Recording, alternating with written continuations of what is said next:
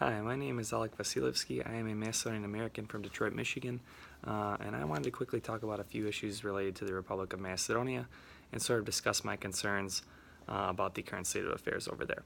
So pretty much I wanted to discuss several topics. Firstly, the Bulgarian agreement, agreement for good neighborly relations, the name situation for Macedonia, the whole name dispute, and then also wanted to go through the situation regarding the bilingual proposition for bilingualism in Macedonia. So firstly, wanted to just start on the Bulgarian Good Neighborly Relations Agreement.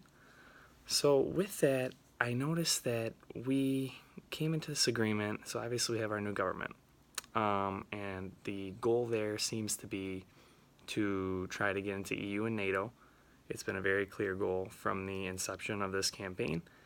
And I do want to preface everything by saying I am not for or against any government of Macedonia or anything like that, but I do want to point out that that is the ultimate goal, is to get us into EU and NATO and to hopefully, now keyword is hopefully, improve the lives of the citizens. So that's what the government is looking for. Now, when I look at all this stuff, we do this agreement with Bulgaria, and I read the agreement with the Bulgarians. So essentially we are making sure there's no propaganda of history, and there's going to be a select commission from both countries showing the study of all this history to make sure that there's no propaganda and historical facts are presented properly, to make sure that there's no interference with Macedonians or Bulgarians who live in Pedin, the current Bulgarian area that was from former Macedonia, to make sure there's no interference there about people who may have been overly assimilated to Bulgarian culture, that the Constitution of Macedonia does not indicate that we would want to, interfere and get involved with their potential national identity. And then just kind of with the common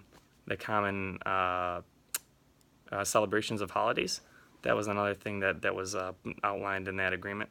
So all these things essentially try to bring us closer, but not in the closer sense of being good neighbors, but closer in the sense of we're like brothers, you guys are part of us. So that agreement did not seem like something that I think is good for Macedonia, just more something that we agreed to. That's kind of my issue with that. But anyway, moving on, I think the bigger issue here is we're looking at the name change situation. Now, I think we're as close to changing the name of Macedonia as ever, and it's very scary. I see that we had Zoran Zaev have a press conference recently where he actually discussed with the person, it was with, I believe it was Press 24 MK, yeah, and he actually discussed, we're going to find a new name, with Greece, they're not happy with our current name, and that's kind of what we're going to do. So matter-of-factly, as if it was nothing, and I would expect something like that to go viral, and it just hasn't. That just is weird to me. It's weird to me that something like that was just left to fly by, and nobody's really batted an eye towards it. So that was another thing that I wanted to point out. And all this stuff is just something I just feel like needs to be said, because I don't think people are paying a lot of attention. So, and then the final thing I wanted to bring up was the bilingualism law. So looks like there is very serious consideration being made towards making Macedonia a bilingual state. And I understand the Ohrid Framework Agreement from 2001 has a part in the leverage that's being shown now.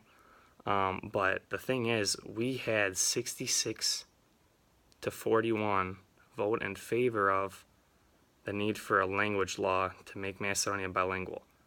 66 to 41. So, I mean, we got to face the elephant in the room that our current government and people in Parliament, the majority, are in favor of these sorts of changes. And I don't know what's happened. I don't know if, the voters knew this was going to happen, but I'm just looking at what's in front of me. And I don't know if, and I feel like we need to save the Macedonians from the Macedonians right now, because I think, the two parties are very volatile against each other, and I think it's been an arms race of who can give the Albanian minority more, and SDS evidently won that battle, But once again, this is not about me and my political thoughts on Macedonia. I'm just looking at as someone from outside of Macedonia and is concerned. The stuff that we're doing right now cannot be reversed. We can't reverse things. They're talking about removing statues, changing the name of our country, bilingual state. These things don't change. These things won't change. So I'm just here to say, hey guys, I'm a young Macedonian. I care about these issues, and I know there's others just like me out there, and I want to put it out there that this is not okay. I am not okay with any of it, and I just hope that we have others that feel the same way. Reach out to community leaders. Tell them what you feel about these subjects. Post articles. Write something. Anything. A small piece. A small clip. Anything. A little video just like this. Anything. Anybody can do this. And this is the first time doing it again. My name's Alek, and I just wanted to put myself out there and just say, hey, I am not okay with what's going on. And, as much as the Macedonians now are worried about their futures, getting bread on the table, all that, I just don't know how viable it is, assuming that all this is going to get us into EU and all the problems are going to be solved. We're going to look back in the mirror 10 years from now, and we're not going to like what we see. So that's just my thoughts on everything. Hope everyone understands the facts here. And yeah, any questions or concerns, go ahead and put in some comments. But thank you very much for listening, and really appreciate it, guys.